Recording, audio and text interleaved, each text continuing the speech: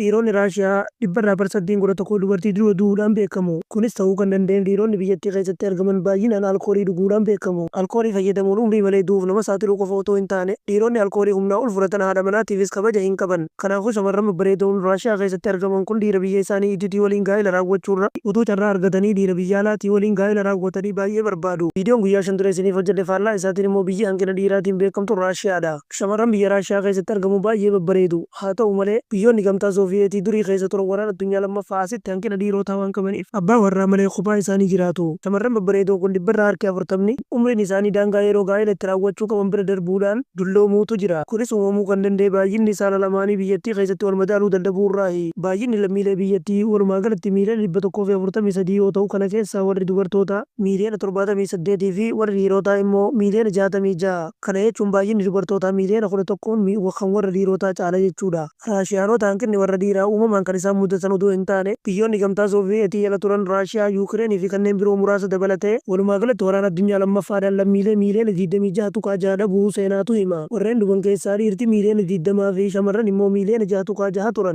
Anis gama kootiin dhuganii machaa'uu of wallaalanii kufuu fi umrii malee alkooliin du'uu irraa nu haa baraaru jeen nagaa koodhaan madda. Horaa bulaa.